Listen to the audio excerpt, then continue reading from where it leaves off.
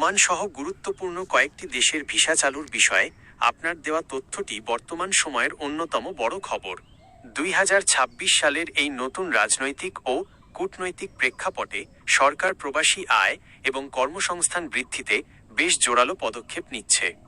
আপনার তথ্যের সত্যতা নিশ্চিত করে সাম্প্রতিক আপডেটগুলো নিচে দেওয়া হলো। ওমান ভিসা চালুর সর্বশেষ অবস্থা 2026 আপডেট। ভিসা চালুর নিশ্চয়তা। গত 26শে জানুয়ারি 2026 তারিখে রিয়াদে অনুষ্ঠিত গ্লোবাল লেবার মার্কেট সম্মেলনে ওমানের শ্রমমন্ত্রী মাহাদ বিন সাইদ বিন আলী বাওয়াইন স্পষ্ট জানিয়েছেন যে আগামী 2 মাসের মধ্যে অর্থাৎ মার্চ এপ্রিল 2026-এর মধ্যে ওমানের ভিসা পুনরায় চালু করা হবে। 3 দেশের উদ্যোগ। সরকার প্রধানত ওমান, সংযুক্ত আরব আমিরাত ইউএই এবং মালয়েশিয়ার শ্রমবাজার নিয়ে সবচেয়ে বেশি কাজ করছে। বিশেষ করে ওমানের সাথে ঝুলে থাকা ভিসা সমস্যা সমাধানে রাষ্ট্রদূত এবং সংশ্লিষ্ট মন্ত্রীরা নিয়মিত বৈঠক করছেন। কারা অগ্রাধিকার পাবেন?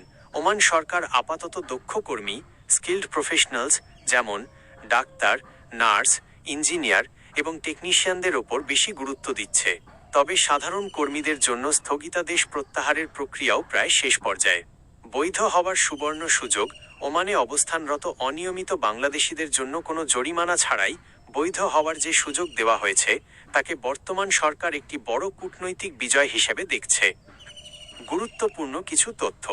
ভিসা যাচাই। ওমান, কাতার বা সৌদি আরব যাওয়ার আগে প্রবাসীরা এখন আমি প্রবাসী অ্যাপের মাধ্যমে সহজেই তাদের ভিসাটি আসল কি না তা যাচাই করে নিতে পারছেন। দালাল থেকে সাবধান।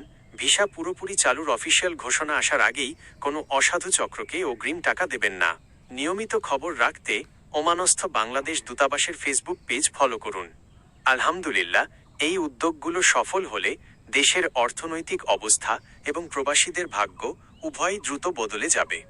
আপনি কি ওমানের নতুন ভিসা ফি বা কোন কোন পেশার চাহিদা এখন বেশি সে সম্পর্কে আরও জানতে চান?